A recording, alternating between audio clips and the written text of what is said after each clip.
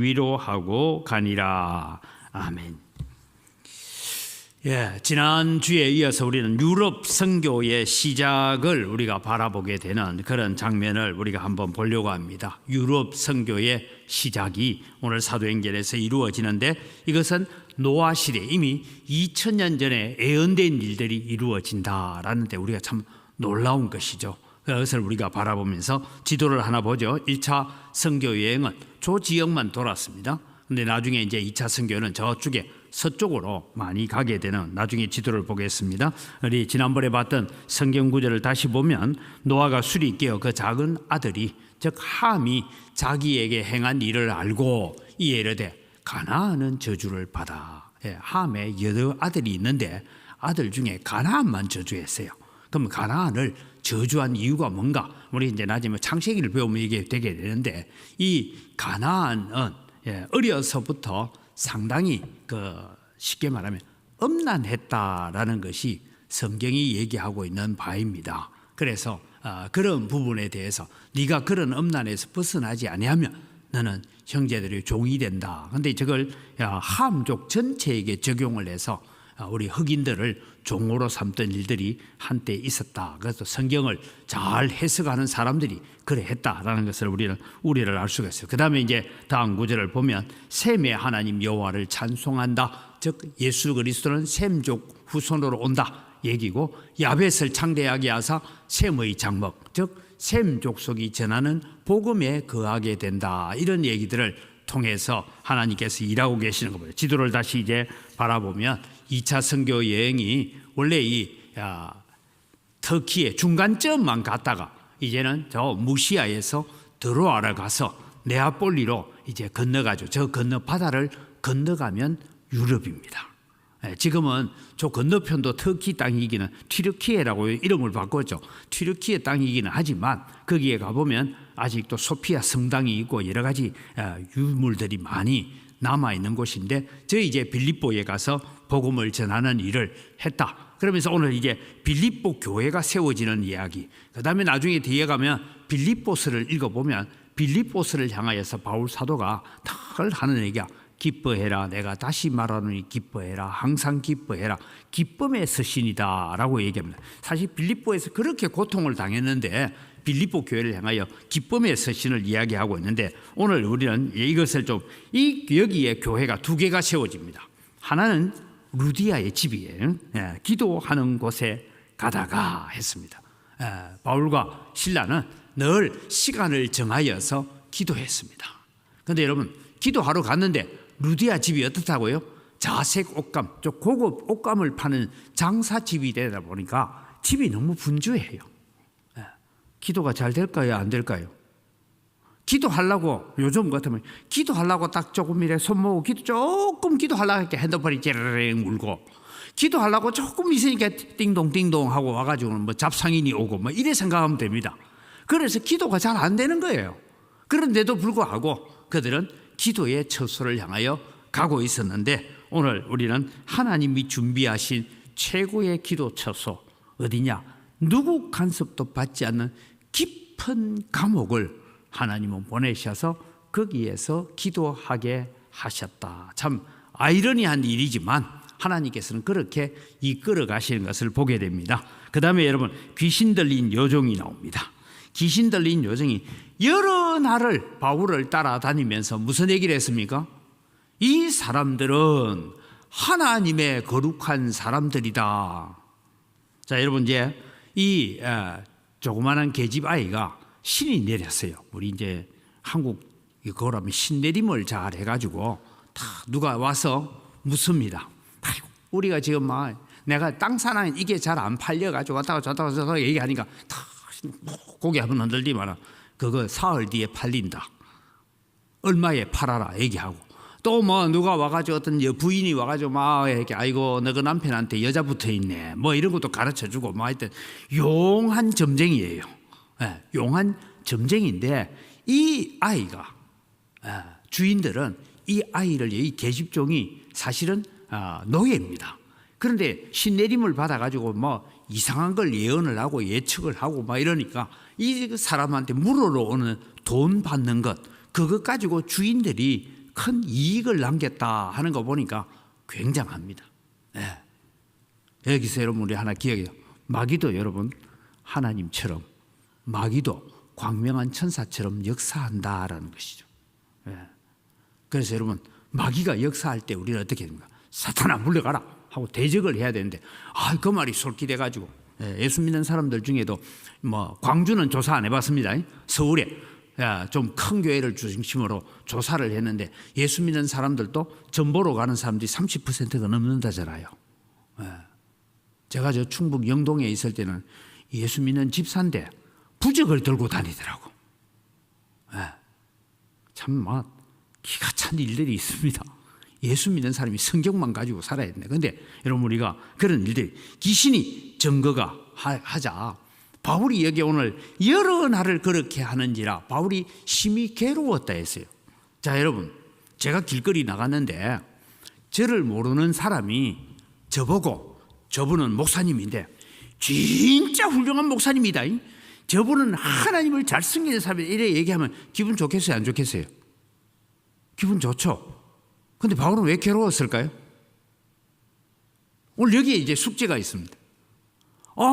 이 사람들은 하나님의 존귀한 사람들이다라고 막 따라다니면서 얘기하니까 이 귀신 들린 아이가 저 아이가 안 그래도 점을 잘 치는 줄 잘 알고 있는데 그렇게 얘기하면 바울 사도가 그래 내 좀 하지 뭐 이렇게 어깨가 어석어석 이래야 되는데 바울이 심히 괴로웠대요. 왜 괴로웠을까? 제가 이제 답 적어놨잖아요. 귀신의 증거가 아니라 하나님의 역사가 있어야 된다. 귀신도 하나님의 사람을 알아봅니다, 여러분. 그래서 그 다음 보니까 여러 나를 괴롭히는 귀신이라고 했어요. 그래서 귀신도 하나님을 알아본다 그런 얘기입니다. 자, 야고보서 2장 19절 성경을 볼까요? 같이 읽습니다. 네가 하나님은 한 분이신 줄을 믿느냐? 잘하는도다. 귀신들도 믿고 떠느니라. 여러분이 욥기서를 보면요, 사탄이 하나님 앞에 섰다 이러는데 그냥 서 있다 이 말이에요. 벌벌벌벌 떨고 서 있다 이 말입니다. 사탄도 그렇게 하죠. 그래서 네가 하나님을 한 분이신 줄을 믿느냐? 잘하는도다. 여러분 우리 한국말은 잘 들어야 돼요. 잘한다라는 거고 잘한다 하고 말이 다르죠. 잘하는도다. 귀신들도 그 정도는 안다. 이 얘기를 하면서 오늘 우리에게 주고 있는 것이 뭐냐 하면 하나님께서 역사하시는 역사를 우리는 바라봐야 되지 귀신의 역사를 우리는 바라봐서는 안 된다라는 거예요. 그 다음에 이제 귀신을 쫓아냅니다. 자, 여러분 이 아이에게 귀신이 들렸는데 귀신이 쫓아내고 이런 기적이 일어나면 사람들이 환영하고 박수치고 해야 될 텐데 오히려 박해를 받더라라는 얘기죠.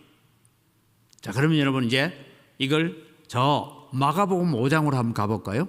마가복음 5장에 가면 그라사라는 지역에서 미친 사람이 하나 있습니다. 쇠고랑으로 채워놔도 다 끊어버려요. 그래서 무덤가에 살면서 만날 고함 지르고 막 그렇게 지내고 있는데 도무지 사람들이 그 귀신 들린 사람이 두려워서 그 지역 옆으로 가지를 못합니다. 예수님께서 그라사 땅에 오셨어요. 오자마자 예수님께서는 이미 배에서 내리면서 귀신아 그 사람에게서 나가라 라고 명령을 하신 것 같아요. 그러니까 이 귀신 들린 사람이 예수님 앞에 와서 아직도 내 때가 남았는데 우리를 괴롭게 하기 위해서 왔습니까? 하고 예수님 앞에 엎드리잖아요. 그렇게 예수님께서 말씀하시죠. 네가 이름이 뭐냐? 나는 군대입니다. 여러분 그 군대라는 단어 자체가 뭔가 하면 2,000마리가 넘는다 이 말입니다. 그래서 귀신이 한 사람한테 들어와 있단 말이에요. 그래서 예수님께서 이 그라사의 광인을 깨끗하게 합니다. 물론 그 일 때문에 돼지떼 2,000마리가 호수로 내려서 죽는 일이 일어납니다. 이 정도 일 일어났으면 그라사 사람들이 다 예수님 앞에 나와서 무릎 꿇고 엎드려서 위대하신 분이라고 할 줄 알았는데 그라사 사람들이 예수님 우리 땅에서 떠나주세요. 왜 그런지 압니까? 이유는 한 가지예요. 이 예수님이 또 다른 귀신 들린 사람 고치다가 보면 돼지 2,000마리가 아니라 소 2,000마리도 죽을 수 있겠다. 양 2,000마리도 죽을 수 있겠다. 소위 말 물질적인 손해가 올까 두려워하여 예수님을 떠나달라고 요청하는 일들이 일어납니다. 이것이 바로 오늘 사도행전에도 그렇게 일어나고 있는 일이다라는 것입니다. 그래서 여러분 기적이 복음을 증거하는 도구이기는 하지만 기적 자체만을 바라봐서는 안 된다라는 의미를 우리에게 주고 있습니다. 제가 늘 자주 말씀드리잖아요. 제 고향 교회 제가 주일학교 유치부 다닐 때 선생님, 그분은 얼마나 말주변이 저보다 더 좋아가지고 성경의 구연 동화를 하면요, 엘리야가 바람을 타고 하늘을 올라가는데 하면 앉아있는 우리도 구름 타고 막 올라가는 것처럼 그렇게 구연 동화를 잘했어요. 그런데 이분은 폐결핵, 옛날엔 폐병 같으면 다 죽었잖아요. 폐결핵이 걸려가 피를 토하고 하는데 각혈을 하는데 저 산에 움막을 짓고 살았습니다. 그래서 가족이 음식 갖다 놓으면서 여기 갖다 놔요 하면 나와서 먹고, 그렇게 살던 사람이 교회 부흥회 와가지고 부흥회에서 은혜를 받고 병이 그 자리에서 나은 거예요. 그랬으면 여러분 예수 잘 믿을 줄 알았는데, 제가 기억 속에 있습니다. 아직도 저녁 때에 저희 집에 찾아와서 아버지한테 하시던 말씀이 있어요. 아재요, 내 폐병 고쳐준 대가로 10년 동안 내가 교회 봉사 잘했으면 이제 됐죠. 이제 내 좀 자유를 얻어 갈랍니다.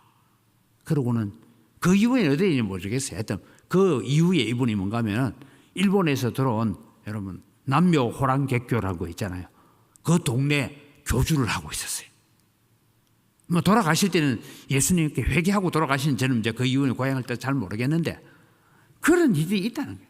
그래서 여러분 기적이 결코 예수님 믿도록 만들지 못합니다. 기적과 동시에 뭐가 가야 됩니까? 하나님의 말씀이 있어야 된다라는 것이죠. 이 일로 인해서 오히려 매맞고 옥에 갇히는 일이 일어납니다. 이제 가장 좋은 기도 장소 감옥이라 제가 적어놨는데요, 기도할 곳으로 가다가라는 것에 주목을 해야 됩니다. 우리 다음 장면 보여주세요. 기도할 곳을 찾아갔는데 기도해야 될 집이 루디아의 집이에요. 루디아 집은 너무 분주해요. 그래서 하나님께서 가장 조용하고 가장 은밀한 곳, 오직 하나님만 바라볼 수 있는 곳으로 하나님께서 바울과 실라를 인도해 가셨다, 그것을 알 수가 있습니다. 어제 우리 다니엘 기도회 하면서도 우리 김원호 목사님 그런 얘기했잖아요. 낯을 벽을 향하여 했다. 이 말은 내 인간적인 방법 다 포기했다. 오직 하나님만이 하실 수 있습니다 하고 오직 하나님만 바라보는 것. 감옥에 들어가서 착고가 차여지고 쇠사슬에 묶여있는 그 감옥에서 바울과 실라가 하나님 앞에 기도하고 하는데, 여러분 놀라운 얘기를 적고 있습니다. 그 다음 장면을 보면 같이 읽을까요? 같이 읽습니다. 한밤중에 바울과 실라가 기도하고 하나님을 찬송하며 죄수들이 다 듣더라. 자, 물어봅시다. 바울과 실라가 감옥에서 지금 갇혔습니다. 찬송을 크게 했을까요? 작게 했을까요? 작게 했겠죠. 어찌했을까요? 여러분 저 답이 있어요. 다른 감방에 있는 죄수들이 다 듣더라 했으니까 찬송을 크게 합니다. 아마 저 같았으면 이렇게 해요. 밤중에 등에 매를 맞아내니까 바로 누워 못 잡니다. 바로 누울 수가 없으니까 모로 좀 누워있다가 도무지 잠도 안 엎어져 봤다가 잠이 안 오니까 일어나서 앉아서 기도를 합니다.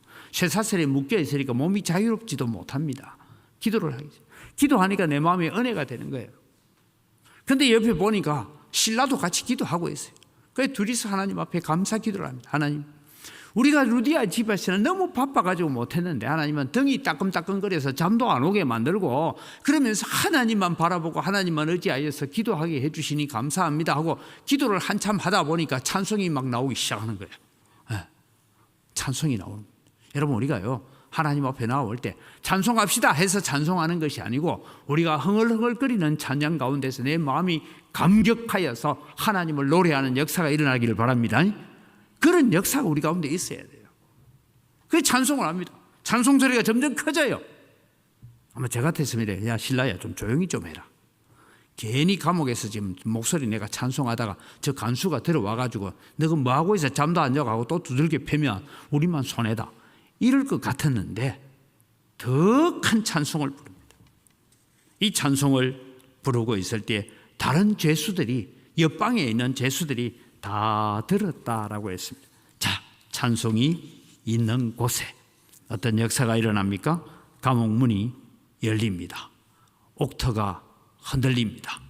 많은 죄수들에게 복음을 전할 수 있는 기회가 되었습니다. 옥문이 다 열렸으니까 죄수들이 다 도망을 가야 되는데 이게 무슨 일일까?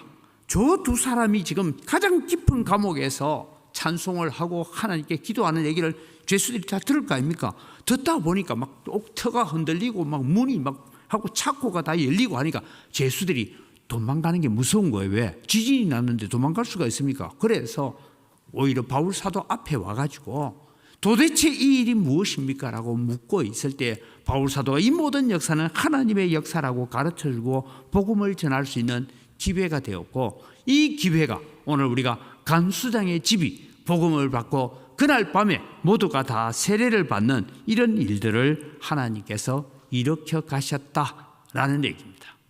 오늘 여러분, 그래서 빌립보 교회는 이 간수장의 집이 교회가 되고 루디아의 집이 교회가 되는 이 일을 통해서 빌립보 교회가 시작되죠. 하나님이 준비하신 교회는 루디아의 집이었다면 하나님 간수장의 집이 복음을 받아들임으로써 예수 믿게 되죠. 특별히 우리가 잘 아는 31절 같이 읽을까요? 주 예수를 믿으라. 그리하면 너와 내 집이 구원을 받으리라. 여러분, 우리가 저 구절을 가지고 기도할 때마다 그냥 기도할 것이 아니고요. 하나님, 내가 예수 믿습니다. 그리하면 나와 내 집이, 온 가족이 구원을 받으라. 이 일이 여러분 이미 이루어졌어요. 언제요? 사도행전 10장에 고넬료의 가정에서 이미 베드로를 통해서 역사했던 흔적들이 있지 않습니까? 오늘 제가 오전에도 말씀드렸던 것처럼 복음을 반대하고 예수 믿는 걸 반대하고 교회를 핍박하고 교회를 향하여서 오히려 복음을 적대적으로 대했던 자들 중에 가장 적대적이었던 자가 하나님 앞에 회개하고 나와서 예수 그리스도를 믿게 되는 이런 일들. 네, 제가 인도네시아에 있을 때에 여러분 이제 그 이슬람의 목사들을 두고 이맘이라고 합니다. 이맘. 어느 날 한 이맘이, 이 이슬람 목사가 밤에 잠을 자는데 꿈을 꾼 거예요. 어떤 사람이 나타나서 3일 뒤에 네가 제일 먼저 만나는 사람들의 이야기를 다 들어라. 그 얘기를 꿈을 꾼 거예요. 3일이 지났습니다. 3일이 지나 자기도 그 이슬람 사원에 나가서 일을 하는데 여자 3사람이 온 거예요. 처음 만난 사람. 여자 3사람이 와서 자기가 지금 마음에 3일 뒤에 네가 처음 만나는 사람들의 말을 다 들으라니까 이 여자 3사람이 왔는데 처음 만난 거예요. 그래서 얘기했습니다. 내가 3일 전에 꿈에 이런 얘기를 들었는데 당신들이 내한테 무슨 얘기를 하려고 합니까? 근데 이 3분들은 교회 집사예요. 인도네시아에 있는 교회 집사예요. 그래서 이분이, 여러분 생각해보세요.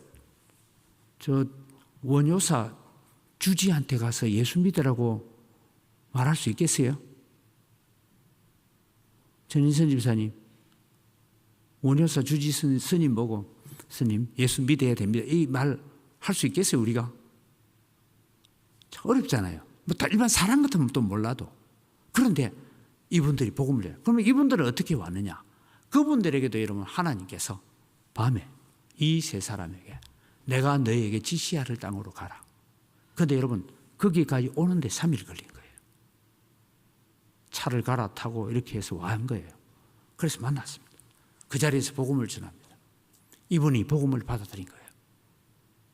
동네의 전체의 촌장과 같은 사람이니까 나는 오늘부터 예수 믿기로 했다 하고 선언을 하니까 그 아들이 그 당시에 이제 고등학교를 졸업했는데 이 아들이 갑자기 이슬람을 버리고 예수를 믿는다 해가 아들이 아버지를 반대해서 도망을 나왔습니다.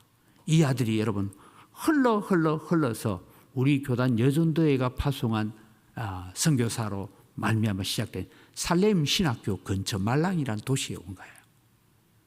거기 와서 특별히 할 일이 없으니까 나중에 배가 고프니까 교회가 주는 나눔 행사하는 거기에 가서 밥을 얻어먹기 시작합니다. 그러다가 이 아들이 예수님을 만납니다. 여러분.